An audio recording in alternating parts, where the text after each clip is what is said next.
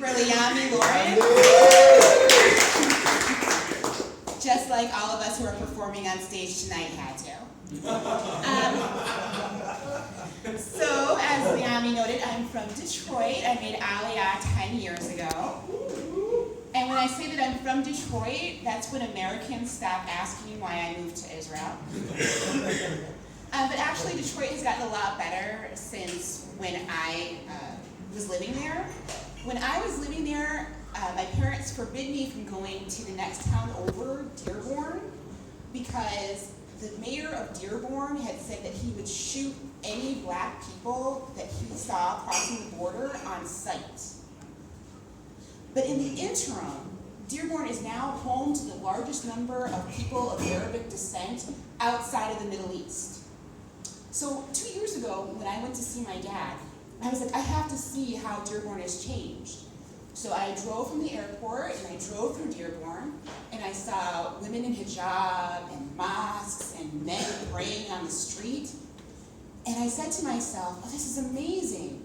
I no longer have to be in fear of my life when I go through Dearborn just because I'm black. And now I can focus on being afraid for my life because I'm Jewish. It's like, this is progress, people.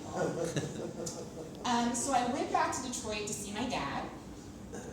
My dad is sick. He has Alzheimer's, which isn't funny, except it's kind of funny because my dad will say anything that comes into his mind. Oh, Jesus. It's kind of like having black Donald Trump as your dad.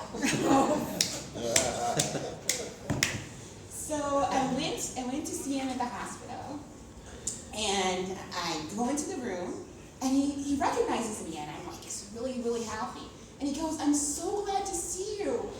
You look so much like your mother, which would be great, except I'm adopted. So my dad basically said that all black people look alike.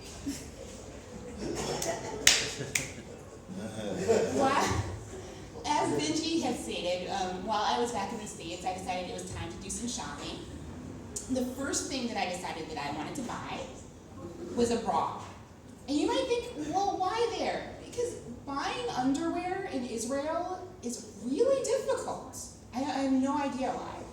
I go into underwear stores and I tell them my size, and the woman, the clerk, it's always like this Russian tank built, and I'll tell her my size, and she'll look at me and she goes, no, we do not have.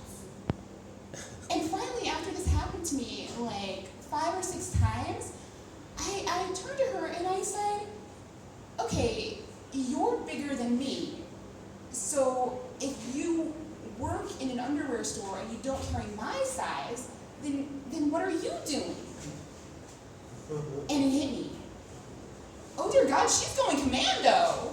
And I don't know if the horror showed on my face, but she turned to me and she just smiled and nodded.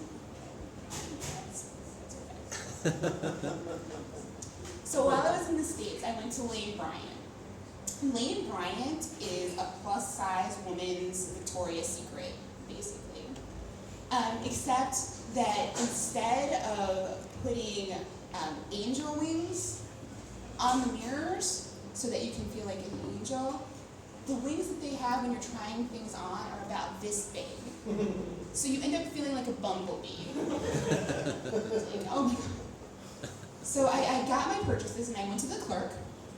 And there was another woman who was next to me, and her clerk was trying to sell her a credit card. And she's saying, I'd really like to have a credit card, but I just got divorced and my ex ruined my credit. And I was like, you just got divorced? Me too. High five. And then my clerk goes, I just got divorced too. High five. And then her clerk goes, my husband died 6 months ago.